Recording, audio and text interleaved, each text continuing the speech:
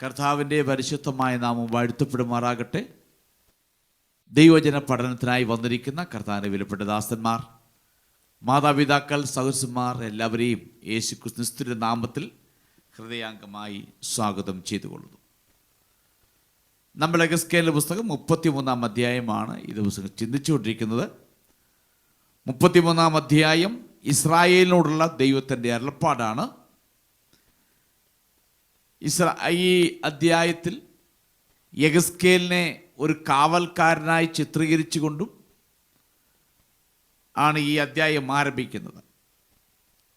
ഒരു കാവൽക്കാരൻ്റെ ഉത്തരവാദിത്വം എന്താണെന്നും ആ ഉത്തരവാദിത്വ പ്രകാരം ജനത്തെ അറിയിക്കുമ്പോൾ ജനത്തിൻ്റെ റെസ്പോൺസ് എങ്ങനെയായിരിക്കണമെന്നും, അഥവാ കാവൽക്കാരൻ വേണ്ട വിധത്തിൽ പ്രവർത്തിച്ചില്ല എങ്കിൽ എന്ത് സംഭവിക്കുമെന്നൊക്കെയുള്ളതാണ് ആരംഭ ഭാഗത്തെ നമ്മൾ പഠിച്ചത്.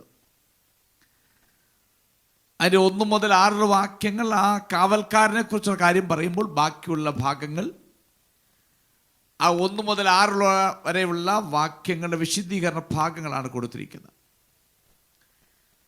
ആ ഭാഗങ്ങൾ കൊടുക്കുന്ന ഇങ്ങനെയാണ്: ഒരു കാവൽക്കാരൻ്റെ ജോലിയാണ് ദുഷ്ടനോട് അവൻ്റെ ദുഷ്ടവഴി അതിക്രമം വിട്ട് മാറിക്കൊള്ളുവാൻ അവനെ ഉപദേശിച്ചു കൊടുക്കണം. അവനെ ഉപദേശിച്ചു കൊടുക്കുമ്പോൾ അവൻ ദുഷ്ടത വിട്ട് മാറുന്നില്ല എങ്കിൽ അവൻ മരിക്കും. അല്ല, അവൻ ദുഷ്ടത വിട്ട് നീതി പ്രവൃത്തി ചെയ്യുന്നെങ്കിൽ അവൻ ജീവിച്ചിരിക്കും. ഇനി നീ ദുഷ്ടനോട് പറയാതിരുന്നാൽ ആ ദുഷ്ടൻ തൻ്റെ ദുഷ്ടതയിൽ മരിക്കുകയാണെങ്കിൽ അതിൻ്റെ ഉത്തരവാദിത്വം കാവൽക്കാരന് മേലായിരിക്കും എന്ന് ഈ ഭാഗങ്ങൾ വ്യക്തമായി കാണുന്നുണ്ട്. അങ്ങനെ വരുമ്പോൾ ഇസ്രായേൽ ജനത്തിൻ്റെ ഹൃദയത്തിൻ്റെ അകത്തുണ്ടായ ഒരു ചോദ്യം ഉയർന്നു വരുന്നു. ആ ചോദ്യം ഇങ്ങനെയാണ്: ഞങ്ങൾ എങ്ങനെ ജീവിച്ചിരിക്കും എന്ന് നിങ്ങൾ പറയുന്നു. കാരണം ഞങ്ങളുടെ മേൽ അതിക്രമങ്ങളും പാപങ്ങളും ഞങ്ങളുടെ മേലിരിക്കുന്നു. ദൈവം ഞങ്ങളെ ശിക്ഷിക്കുന്നു.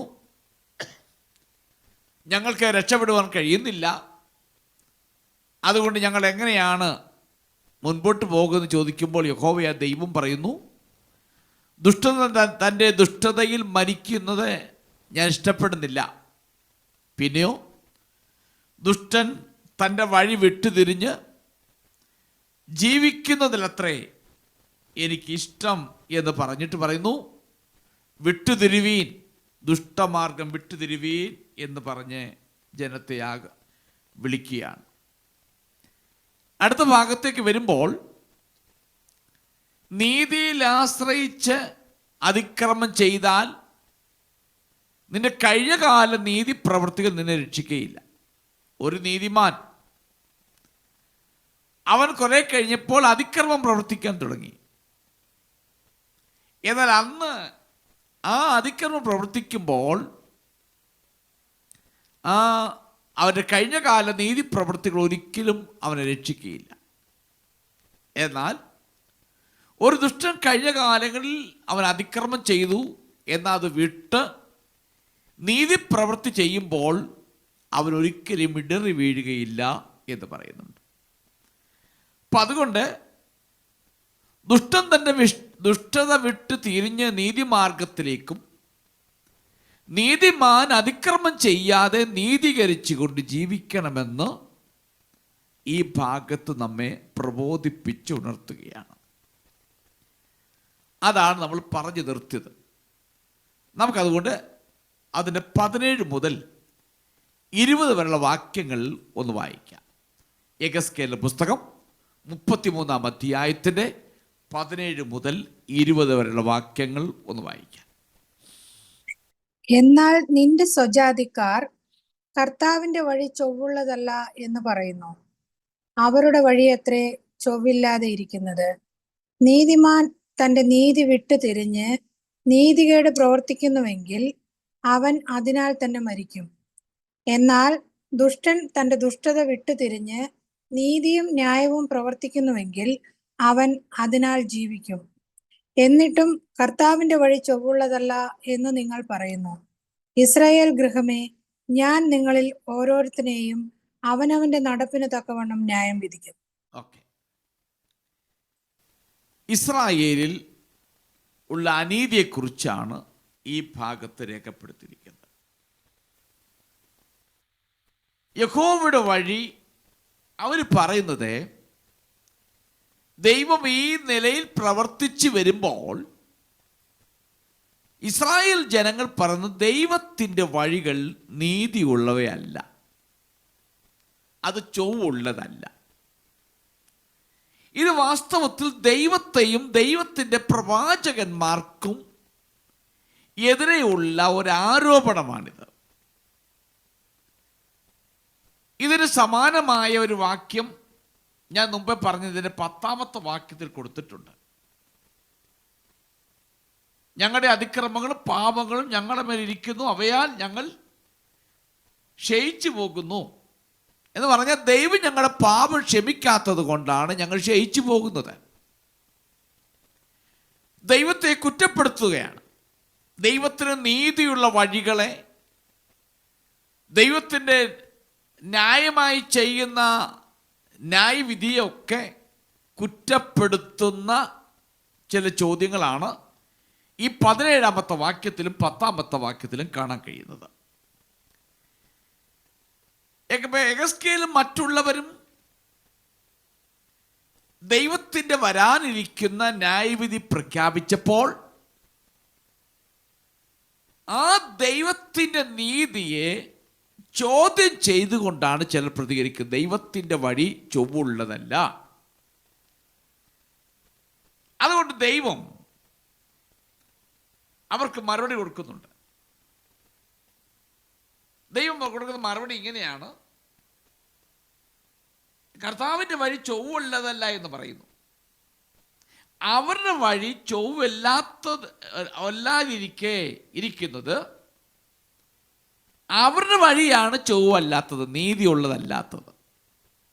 കാരണം ഇസ്രായേൽ ജനത്തിൻ്റെ ആരോപണങ്ങൾക്ക് ദൈവം ധൈര്യത്തോട് മറുപടി കൊടുക്കുകയാണ്. ദൈവം തികച്ചും നീതിമാനാണ് എന്ന് വളരെ വ്യക്തമായി പറയുന്നു. ഒന്നുകൂടി പറഞ്ഞാൽ, ഒരു മനുഷ്യൻ്റെ അന്ത്യം അഥവാ അവൻ്റെ അവസാനം നിർണയിക്കുവാൻ ഭൂതകാലത്ത് അവൻ നേടിയതിലേക്ക് നോക്കുകയല്ല വേണ്ടത്. കഴിഞ്ഞ കാലങ്ങളിൽ നീ എന്ത് ചെയ്തു, ആ ഭൂതകാലത്തേക്കല്ല നീ നോക്കേണ്ടത്.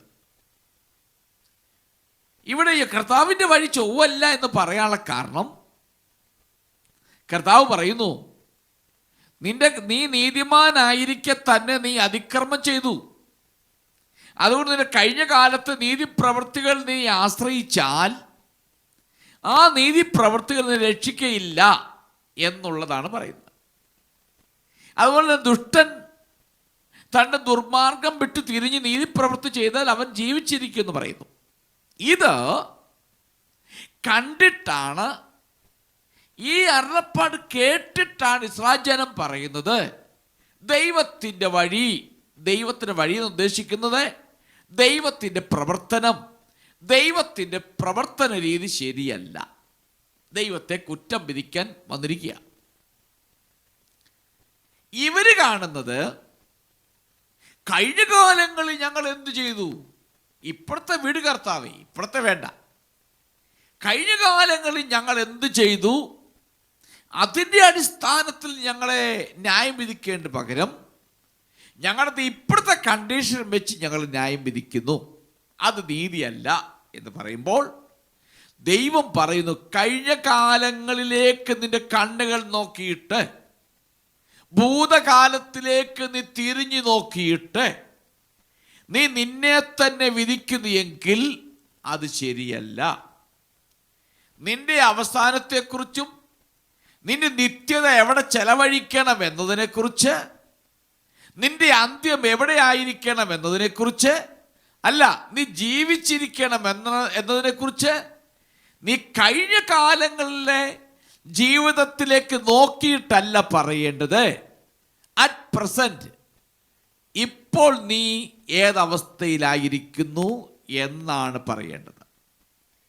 ഇവിടെ ഇവർ ദൈവത്തിൻ്റെ നീതിയെ ചോദ്യം ചെയ്യുക.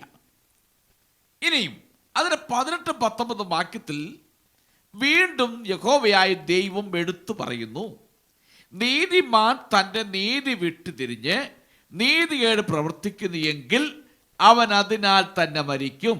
എന്നാൽ ദുഷ്ടൻ തന്നെ ദുഷ്ടത വിട്ടു തിരിഞ്ഞ് നീതിയും ന്യായവും പ്രവർത്തിക്കുന്നു എങ്കിൽ അവൻ അതിനായി ജീവിക്കും. ഇവിടെ ഇസ്രായേൽ ജനം ദൈവത്തിനെതിരായി പറഞ്ഞ ആരോപണങ്ങൾക്ക് ദൈവം ധൈര്യത്തോട് മറുപടി കൊടുക്കുകയാണ്.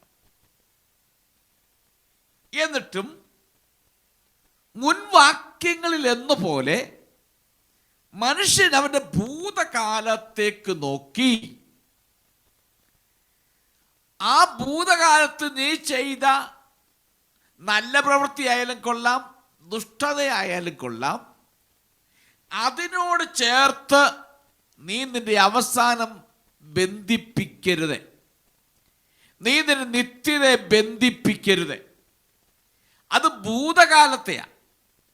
ഭൂതകാലത്ത് അല്ല ദൈവം കണക്കിടുന്നത്.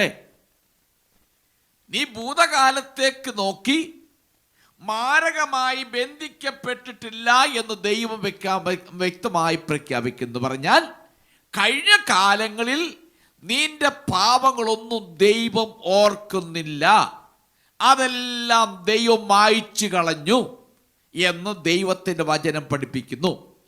അതുകൊണ്ട് നാം മനസ്സിലാക്കേണ്ട വസ്തുത, കഴിഞ്ഞ കാലങ്ങളിൽ നമ്മിൽ സംഭവിച്ച തെറ്റുകൾ, കുറ്റങ്ങൾ, പാപങ്ങൾ സകലവും നമ്മിൽ നിന്നും മായ്ച്ചു കളഞ്ഞു. ദൈവം ഇനി നോക്കുന്നത് ഈ വർത്തമാന കാലഘട്ടത്തിൽ നാം എങ്ങനെയായിരിക്കുന്നു എന്നാണ് ചിന്തിക്കേണ്ടത്. പല ആളുകളും എന്നോട് സംസാരിക്കുമ്പോൾ പറഞ്ഞിട്ടുണ്ട്, കഴിഞ്ഞ കാലങ്ങളിൽ ഞാൻ ഒരുപാട് തെറ്റുകൾ ചെയ്തു, അത് എൻ്റെ മേൽ ഒരു പാപമായി ശേഷിക്കുമോ, ഒരു തെറ്റായി ശേഷിക്കുമോ എന്ന് ചോദിക്കുന്നത് കേട്ടിട്ടുണ്ട്. എന്നാൽ ദൈവത്തിൻ്റെ വചനത്തിലും ഈ വാക്യത്തിൻ്റെ അടിസ്ഥാനത്തിൽ പറയുന്നു, നീ അതിക്രമം വിട്ട് ദുഷ്ടത വിട്ട് നീ മടങ്ങി വന്നിട്ടുണ്ട് എങ്കിൽ കഴിഞ്ഞ കാലങ്ങളിലെ ജീവിതത്തിൻ്റെ അടിസ്ഥാനത്തിലല്ല നിന്റെ നിത്യത നിശ്ചയിക്കുന്നത്, ഈ കാലഘട്ടത്തിൽ നീ എങ്ങനെയായിരിക്കുന്നതിനെ അടിസ്ഥാനപ്പെടുത്തിയാണ് നിന്റെ നിത്യത ചിന്തിക്കുന്നത്. ദുഷ്ടനായി ജീവിച്ചാലും നീതിമാനായി ജീവിച്ചാലും കഴിഞ്ഞ കാലങ്ങളിൽ ഉണ്ടായ അനുഭവങ്ങളുടെ അടിസ്ഥാനത്തിലല്ല നിത്യത നിശ്ചയിക്കുന്നത്. ഈ വർത്തമാന കാലഘട്ടത്തിൽ നീ എങ്ങനെയായിരിക്കണം അതിനെ ബേസ് ചെയ്താണ്. നീതിമാൻ നീതികേട് പ്രവർത്തിച്ചാൽ അവൻ മരിക്കും. പ്രവാസികൾക്ക് ഇത് ന്യായമായി തോന്നിയിട്ടില്ല. യെഹെസ്കേൽ പ്രവചിക്കുന്നത് പ്രവാസികളുടെ ഇടയിൽ പാർക്കുന്നത് കൊണ്ട് ഈ കാര്യം പറയുന്നത് പ്രവാസികളോടാണ്. കാരണം അവിടെ എടുത്തു പറയുന്നു, നിന്റെ സ്വജനത്തോടെ സ്വജാതികളോടെ എന്ന് എടുത്തെടുത്ത് പറയുന്നതുകൊണ്ട് അവൻ ഈ പ്രവാസത്തിൽ കഴിയുന്നത് കൊണ്ട് അവന് ചുറ്റുപാടും പാർക്കുന്ന അവനെപ്പോലെ പ്രവാസത്തിലായിരിക്കുന്ന ജനത്തോട് പറയാനുള്ള ദൂതായത്. അപ്പം ഭൂതകാലത്തിലെ നന്മ പ്രവൃത്തികൾ, നീതിപ്രവൃത്തികൾ ആ വ്യക്തിയെ രക്ഷിക്കുമെന്നാണ് അവരുടെ ചിന്താഗതി. യഹൂദന്മാരുടെ ഇടയിലുള്ളൊരു ചിന്താഗതി ഇത്. കഴിഞ്ഞ കാലങ്ങളിൽ ചെയ്ത നീതിപ്രവൃത്തികൾ അത് നിമിത്തം രക്ഷപ്പെടാമെന്നും അത് വരും തലമുറയെ അത് അനുഗ്രഹമായി തീരുമെന്നും അവർ വിശ്വസിക്കുന്നു. ദുഷ്ടത പ്രവർത്തിച്ചിട്ടുണ്ട്, അത് വരും തലമുറയിലേക്ക് കടക്കുമെന്നൊക്കെ അവർ വിശ്വസിക്കുന്നു. അതുകൊണ്ടാണ് യേശു കർത്താവ് ഈ ഭൂമിയിലേക്ക് വന്നപ്പോൾ പിറവിയിലേക്കുടനായ ഒരു മനുഷ്യനെ കണ്ട ഉടനെ ശിഷ്യന്മാർ ചോദിച്ചു, കർത്താവേ, ഇവൻ കുരുടനായി പിറക്കത്തക്ക നിലയിൽ ആര് പാപം ചെയ്തു? ഇവനാണോ ഇവൻ്റെ അമ്മയപ്പന്മാരാണോ പാപം ചെയ്തത് എന്ന് ചോദിച്ചു. അപ്പോൾ യഹൂദന്മാരുടെ ഇടയിലുള്ള ഒരു മാമൂല, ഒരു തെറ്റായ ചിന്താഗതിയാണ്, ഈ കാലഘട്ടത്തിൽ അന്ധന്മാരായി ജനിച്ചാൽ, ആളുകൾക്ക് മക്കളില്ലെങ്കിൽ, ഏതെങ്കിലും തീരാവ്യാധിയിൽ പിടിപെട്ടാൽ അവർ ചിന്തിച്ചിരിക്കുന്നത് കഴിഞ്ഞ കാലങ്ങളിലെ പാപപ്രവൃത്തികൾ നിമിത്തമാണെന്ന് അവർ ചിന്തിക്കുന്നുണ്ട്. അപ്പം അതിനെയെല്ലാം ഖണ്ഡിക്കുന്ന നിലയിലുള്ള ഒരു മറുപടിയാണ് ഇവിടെ യഹോവയായ ദൈവം പറയുന്നത്. കഴിഞ്ഞ കാലങ്ങളിലെ ഭൂതകാലത്തിലേക്ക് നോക്കി നിന്റെ നിത്യത ചിന്തിക്കാതെ ഈ കാലഘട്ടത്തിൽ നീ എങ്ങനെയായിരിക്കുന്നു, നീ നീതിമാനായി ജീവിക്കുന്നെങ്കിൽ നീ നീതീകരിച്ചുകൊണ്ട് ജീവിക്കുക, നീ വിശുദ്ധനായി ജീവിക്കുന്നെങ്കിൽ വിശുദ്ധനായി തുടരുക, നീ പാപിയാണെങ്കിൽ ദുഷ്ടനാണെങ്കിൽ നിന്റെ ദുർമാർഗം വിട്ടുതിരിഞ്ഞ് നീതി പ്രവർത്തിക്കുന്നവരായി തീരുക എന്ന് ഇവിടെ വളരെ വ്യക്തമായി നമ്മെ ഓർപ്പിച്ചുണർത്തുന്നു. ആ 20-ാമത്തെ വാക്യം ഇങ്ങനെ വായിക്കുന്നു: ഇസ്രായേൽ ഗൃഹമേ, ഞാൻ നിങ്ങളിൽ ഓരോരുത്തരെയും അവനവന്റെ നടപ്പിന് തക്കവണ്ണം ന്യായം വിധിക്കും. ഞാൻ നിങ്ങളിൽ ഓരോരുത്തരെയും അവനവന്റെ നടപ്പിന് തക്കവണ്ണം ന്യായം വിധിക്കും. ഈ പദപ്രയോഗം മുൻ അധ്യായങ്ങളിൽ ആവർത്തിച്ച് യഹോവ ദൈവം പറയുന്നുണ്ട്. ഇവിടെ വീണ്ടും അത് ആരംഭിക്കുന്നു. ഇത് ദൈവത്തിൻ്റെ ന്യായവിധിയുടെ ഒരു മാനദണ്ഡമാണിത്. അവൻ്റെ നടപ്പിന് തക്കവണ്ണം എന്ന് പറയുന്നത് ദൈവിക ന്യായവിധിയുടെ ഒരു മാനദണ്ഡം. അവിടെ നടപ്പെന്ന് ഉദ്ദേശിക്കുന്ന ജീവിത രീതി, അവൻ്റെ ജീവിതം എന്നർത്ഥം. അത് തികച്ചും ന്യായമായിരുന്നു. ആ മാനദണ്ഡം വളരെ ന്യായമായൊരു മാനദണ്ഡമാണ്. ഈ മാനദണ്ഡത്തിന് അടിസ്ഥാനത്തിലാണ് ദൈവം നിശ്ചയിക്കാൻ തീരുമാനിക്കുമ്പോഴാണ് ഇവർ പറയുന്നത് യഹോവയുടെ വഴി നീതിയുള്ളതല്ല എന്ന് പറയുന്നത്. നമ്മൾ ഇനി നോക്കുമ്പോൾ പഴയ ഉടമ്പടിയുടെ കീഴിൽ എന്ന് പറഞ്ഞാൽ പഴയ നിയമപ്രകാരം അവനവൻ്റെ നടപ്പിൽ തക്കവണ്ണം എന്ന് പറയുമ്പോൾ അത് ന്യായമായിരുന്നു.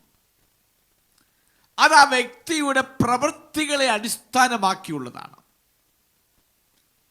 എന്നോട് പറഞ്ഞാൽ അത് ആ വ്യക്തിയുടെ പ്രവൃത്തി എന്ന് പറയുമ്പോൾ ഒരുവൻ നീതിമാനായി ജീവിക്കുന്നതെങ്കിൽ അവന് ദൈവത്തോടുള്ള വിശ്വാസത്തെയാണ് കാണിക്കുന്നത്. ദുഷ്ടനായി ജീവിക്കുന്നെങ്കിൽ ദൈവത്തോട് യാതൊരു ബന്ധവുമില്ലാത്തവൻ, വിശ്വാസമില്ലാത്തവൻ എന്നാണ്. പുതിയ നിയമത്തിലേക്ക് വരുമ്പോഴും ഒരു വ്യക്തിയുടെ വിശ്വാസം തെളിയിക്കുന്ന അവരുടെ പ്രവൃത്തികളാലാണ്. പുതിയ നിയമത്തിലേക്ക് വരുമ്പോൾ ഒരു വിശ്വാസിയാണ്, നീതിമാനാണ്, ദൈവമകനാണ്, ദൈവഭക്തനാണെന്ന് തെളിയിക്കുന്നത് അവൻ്റെ പ്രവൃത്തികളിലൂടെയാണ്. അതാണ് പുതിയ നിയമത്തിലേക്ക് വരുമ്പോൾ അത് യഥാർത്ഥമാകുന്ന ന്യായമാണ്. അപ്പോൾ അവൻ്റെ വിശ്വാസം അവരുടെ പ്രവൃത്തികളാൽ യാഥാർത്ഥ്യമാണെന്ന് തെളിയിക്കപ്പെടുന്ന ഒരു പുതിയ ഉടമ്പടിയുടെ കീഴിലാണ് നാം എത്തിയിരിക്കുന്നത്.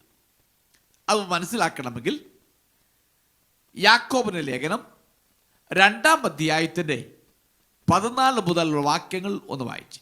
യാക്കോബിന്റെ ലേഖനം 2-ാം അധ്യായം 14 മുതൽ 15 വരെ.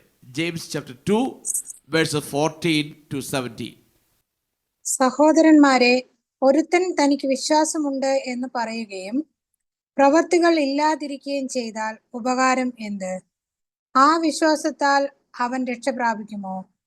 ഒരു സഹോദരനോ സഹോദരിയോ നഗ്നരും അഹോവൃത്തിക്ക് വകയില്ലാത്തവരുമായിരിക്കെ നിങ്ങളിൽ ഒരുത്തൻ അവരോട് സമാധാനത്തോടെ പോയി തീ കായുകയും വിശപ്പെടുകയും ചെയ്യുവിൻ എന്ന് പറയുന്നതല്ലാതെ ദേഹരക്ഷയ്ക്ക് ആവശ്യമുള്ളത് അവർക്ക് കൊടുക്കാതിരുന്നാൽ ഉപകാരം എന്ത്? അങ്ങനെ വിശ്വാസവും പ്രവൃത്തികളില്ലാത്തതായാൽ സ്വതവേ നിർജീവമാകുന്നു. ഓക്കെ, ഇവിടെ എടുത്തു പറയുന്നു വിശ്വാസം പ്രവൃത്തികളാൽ തെളിയിക്കണം. അങ്ങനെ പ്രവൃത്തിയില്ലാത്ത വിശ്വാസം നിർജീവമാണ് എന്ന് യാക്കോബ് അപ്പോസ്തലൻ രേഖപ്പെടുത്തുന്നു. വിശ്വാസമുണ്ടെന്ന് പറഞ്ഞിട്ട് ഒരുത്തൻ്റെ പ്രവൃത്തിയിൽ ഇവിടെ അത് തെളിയിക്കുന്നില്ല എങ്കിൽ അവനിൽ വിശ്വാസം ഉണ്ട് എന്ന് പറയുന്നത് കളിപ്പീരാണ്, അത് വ്യർത്ഥമാണ്, ആ വിശ്വാസം ചത്തതാണെന്ന് പറയുന്നു. അതുതന്നെയാണ് യഹോവയായ ദൈവം ഇവിടെ പറയുന്നത്. നീ നീതിമാനായി ജീവിക്കുന്നെങ്കിൽ നീതിയിൽ തന്നെ തുടരുക. നീ ദൈവത്തിന് വേണ്ടി വേർതിരിക്കപ്പെട്ട ജനമാണെങ്കിൽ, നീ വിശ്വാസമാണെങ്കിൽ നീതിയിൽ തന്നെ തുടരുക എന്ന് പറയുന്നു. അപ്പം ദൈവം നീതിമാനും നല്ല ന്യായാധിപനുമാണ്. അതിനാൽ അവരവർക്ക് അർഹമായത് ലഭിക്കും. പുതിയ നിയമം ഇത് വളരെ വ്യക്തമായി പറയുന്നു.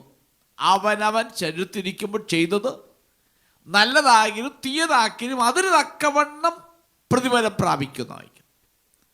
അത് പുതിയ മുതൽ എടുത്തു പറയുന്നു.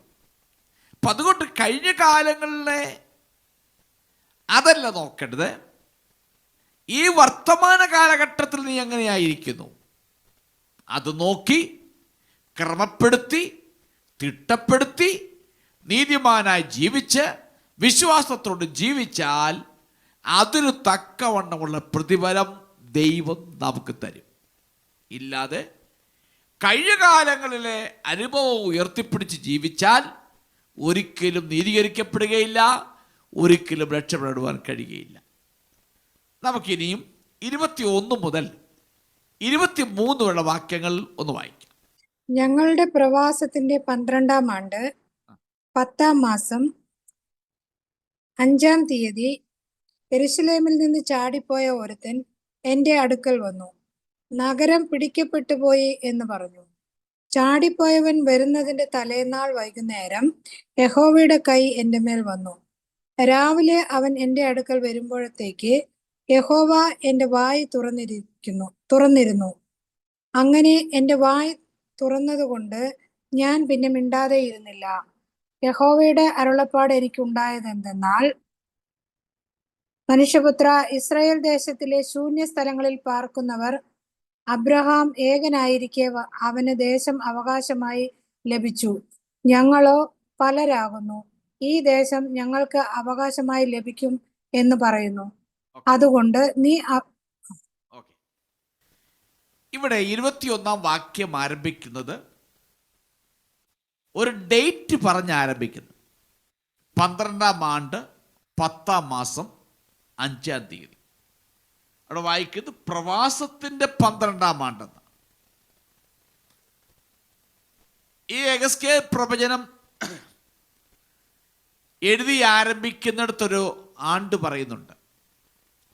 അവിടെ പറയുന്ന 5-ാം ആണ്ട് എന്ന് പറയുന്നുണ്ട്.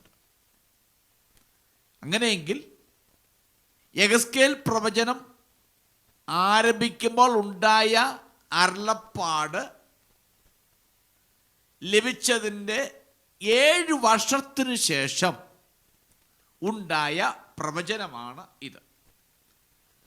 1-ാം അധ്യായത്തിൽ ആരംഭത്തിൽ കാണുന്ന യഹോവയുടെ അരുളപ്പാട്, അതിനുശേഷം 7 വർഷങ്ങൾക്ക് ശേഷം ഉണ്ടായ അരുളപ്പാടാണിത്. ഇത് വളരെ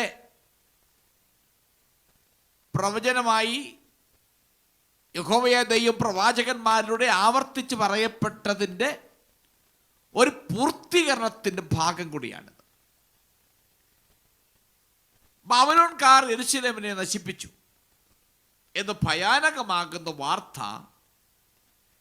യെഹെസ്കേലിന് ലഭിച്ചു.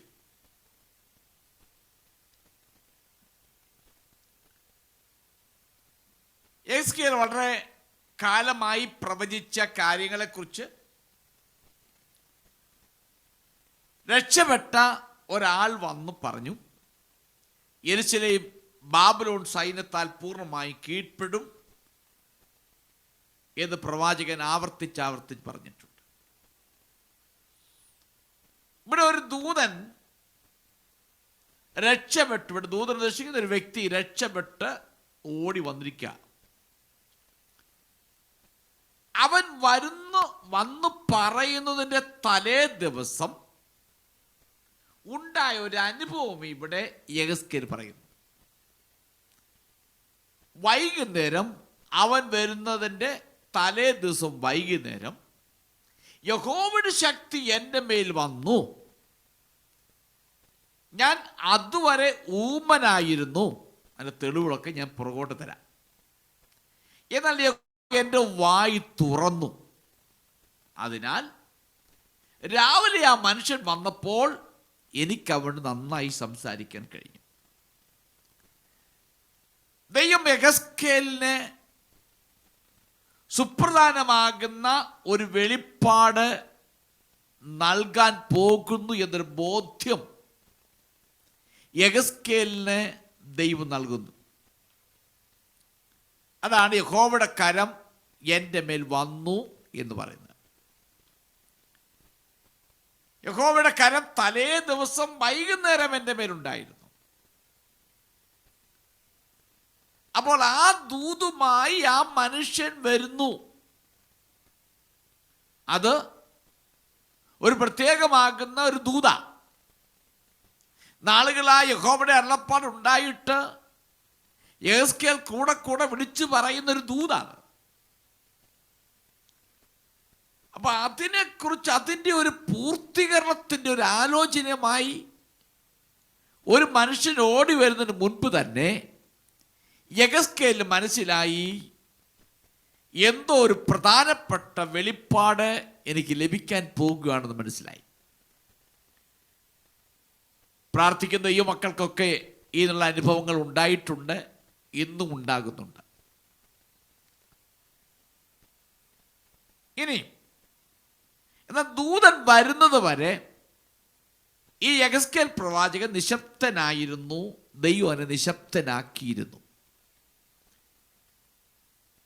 BC 585 ജാനുവരി മാസം യെരുശലേമിൽ നിന്ന് രക്ഷപ്പെട്ട ഒരാൾ യെഹെസ്കേലിന്റെ അടുക്കൽ വന്നു ദൂതനായിട്ട്. അവൻ വന്ന് പറഞ്ഞു, യെരുശലേമിനെ നശിപ്പിച്ചു എന്ന വാർത്ത അവൻ കൊണ്ടുവരുന്നു. ഇതിനെക്കുറിച്ച് വേദപണ്ഡിതന്മാർ പറയുന്നത്,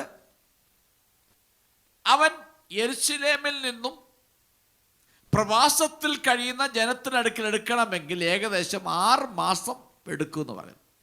അന്ന് ഇന്നത്തെ പോലെ വണ്ടി സൗകര്യങ്ങളൊന്നും ഇല്ലല്ലോ. അത് പ്രവാസത്തിൽ നിന്നും രക്ഷപ്പെട്ട് ഓടുകയാണ്. ആ യെരുശലേം ദേവാലയം യെരുശലേമും എല്ലാം നശിപ്പിച്ചുകൊണ്ടിരിക്കുമ്പോൾ ആരെ കണ്ടാലും കൊല്ലുകയും പ്രവാസത്തിലെ പിടിച്ചുകൊണ്ട് പോവുകയും ചെയ്യുന്ന ജനത്തിൻ്റെ ഇടയിൽ നിന്നും രക്ഷപ്പെട്ട് ഓടിയിട്ടാണ് ഈ ദൂത് അറിയിക്കാൻ വേണ്ടി ആ മനുഷ്യൻ വരുന്നത്. അപ്പൊ ആ മനുഷ്യൻ വരികയാണ് അങ്ങനെ. അപ്പൊ അവൻ ഏകദേശം 6 മാസം എടുത്തു എന്ന് പറയുന്നത്. ഏകദേശം 6 മാസം എടുത്തു. ഇനി നമ്മൾ ആ മനുഷ്യനെ ചിന്തിച്ച് നോക്കുമ്പോൾ ആ മനുഷ്യൻ എത്തിച്ചേരുവാൻ 6 മാസം എടുത്തു.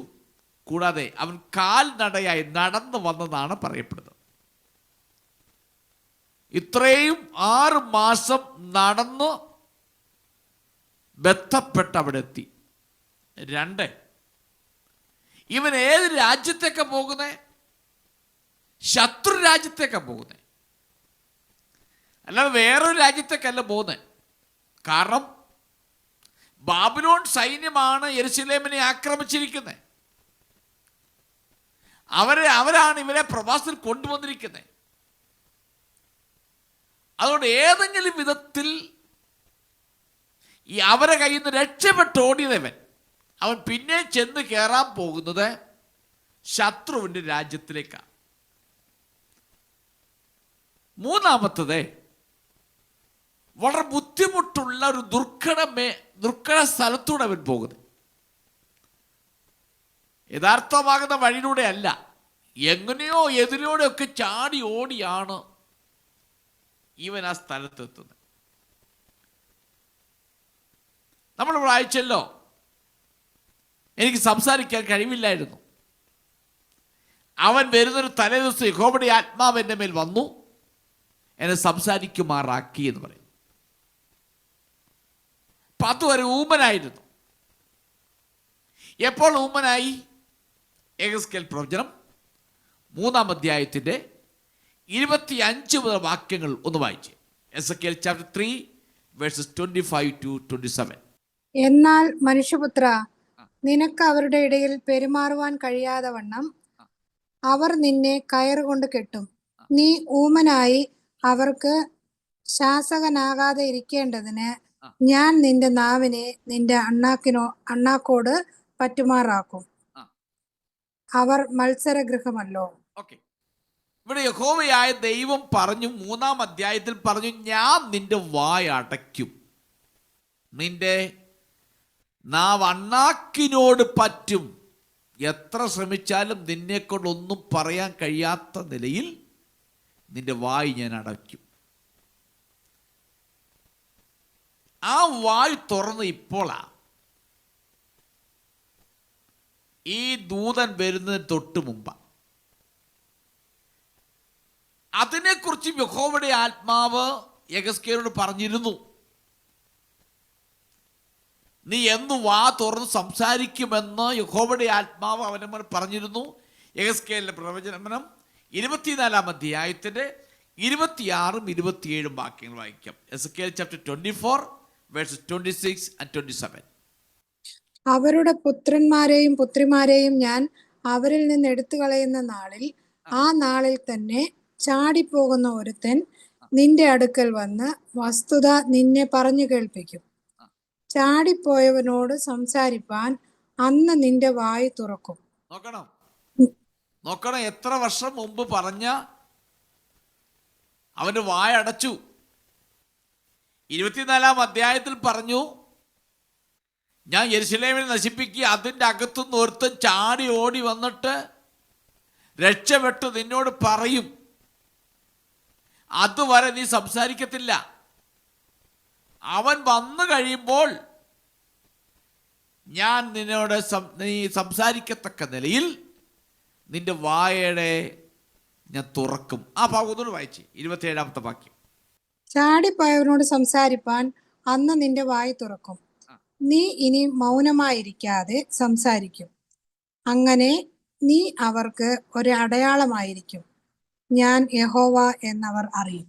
നോക്കണം, യഹോവയായ ദൈവം പറഞ്ഞ ആലോചന അത് അക്ഷരാർത്ഥത്തിൽ നിവർത്തിക്കപ്പെടുകയാണ്. ഇവിടെ 24-ാം അധ്യായത്തിൽ പറഞ്ഞ ആ പ്രവചനം 33-ാം അധ്യായത്തിൽ അതൊരു 21-ാമത്തെ വാക്യത്തിൽ എത്തിക്കഴിഞ്ഞപ്പോൾ ആ പ്രവചനം അക്ഷരാർത്ഥത്തിൽ നിവർത്തിക്കപ്പെടുന്നു. അപ്പൊ 3-ാം അധ്യായത്തിൽ ആരംഭിച്ച ഊമൻ മൗനത, നാം അണ്ണാക്കിയോട് പറ്റിയത്, അത് അങ്ങനെ തുടർന്നുകൊണ്ടിരുന്നു. 24-ാം അധ്യായം എത്തിയപ്പോൾ അവനൊരു ദൂത് കിട്ടി, നിന്റെ വായ് തുറക്കും. എപ്പോഴാണെന്നറിയാമോ? ഇങ്ങനൊരുത്തൻ വരും, അവൻ വന്നൊരു സംസാരിക്കുന്ന സമയത്തേക്ക് അവനോട് സംസാരിക്കത്തക്ക നിലയിൽ ഞാൻ നിന്റെ വായ് തുറക്കും. നീ അവിടെ സംസാരിക്കണം, നീ അവർക്കൊരടയാളമായിരിക്കും. ഈ ഭാഗം നമ്മൾ ചിന്തിക്കുമ്പോൾ